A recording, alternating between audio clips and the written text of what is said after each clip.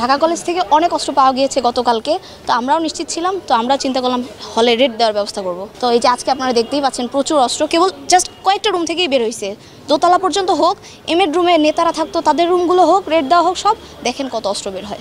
আসলে জানতোই না, টিচাররা এত কিছু তো জানতেন না, পলিটিক্যাল বিষয় তো টিচার এন্টারফেয়ার করতে চান না, তারা বিব্রত থাকেন, তারা সরকারি চাকরি করেন, অনেক কিছু ভেবেই তারা চুপ থাকতেন।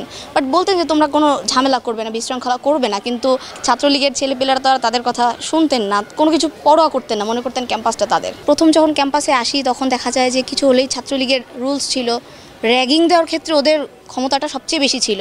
তো আমি যেহেতু হলে উঠিনি, আমি ঢাকাতেই কল্যাণপুরেই থাকি, তো আমি শুনতাম আমার ফ্রেন্ডরা বলতো যে আমাদেরকে খুব যন্ত্রণা দিয়েছে, কেউ প্রতিবাদ করিস না। আমি প্রথমেই প্রতিবাদ করতে এসেই কলেজে ভাইরাল হয়ে গেলাম যে ছাত্রলীগের নেতারা চিনে ফেলছে, আমাকে বলতো যে এশামণিকে, ওকে খোঁজা হোক, আমার নাম ধরে বলতো।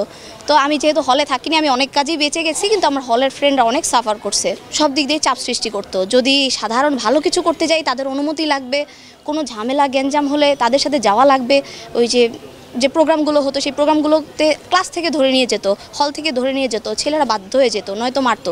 আজকে আমাদের এই অভিযান করতে গিয়ে দেশীয় মদ, তারপরে বিভিন্ন রামদা, দেশীয় অস্ত্র এবং লাঠিসোঁটা এবং আরও অন্যান্য আর কি এখানে আপনারা যেটা দেখতে পাচ্ছেন এগুলো এখন পর্যন্ত পাওয়া যাচ্ছে। আমাদের এখানে রানিং ছাত্রদের কমিটি আছে, তারা বিভিন্ন সময় বিভিন্ন সাধারণ শিক্ষার্থীদেরকে হয়রানি থেকে শুরু করে বিভিন্ন ধরনের সহিংসতামূলক যে কার্যকলাপগুলো করা হয় তারা করতো এবং চাঁদাবাজির সাথে লিপ্ত ছিল, এবং আপনার সংঘর্ষ লাগলেই এইসব দেশীয় অস্ত্রগুলো তারা ব্যবহার করতো, সাধারণ শিক্ষার্থীদেরকে বিভিন্নভাবে হয়রানি এবং ভয় দেখাতো। এটা হচ্ছে আমি একদম নিজে প্রত্যক্ষভাবে দেখেছি। আমাদের ক্যাম্পাসের হচ্ছে সামনে যে নর্মাল দোকান, চায়ের দোকান হোক বা কোনো প্লাস্টিকের দোকান আসে, সেটা থেকেও ওনারা সাথে সাথে জুনিয়রদের পাঠায় দেয় চাঁদা উঠানোর জন্য। তো একটা মামা হচ্ছে একদম কান্না করে দিছে যে আমাদের সারাদিনে বেচা কেনাও হয় না 500 টাকা, কিন্তু এরা এসে 100 বা 50 বা 20 টাকা এরকম হচ্ছে এক একজন, মানে এক এক সময় এসে ওই ভাই পাঠাইছে আমাদেরকে এত টাকা দেন, মানে ওনাদের হচ্ছে বেচা কেনা হোক না হোক ওনার সরাসরি টাকাটা নিয়ে আসে, যেটা হচ্ছে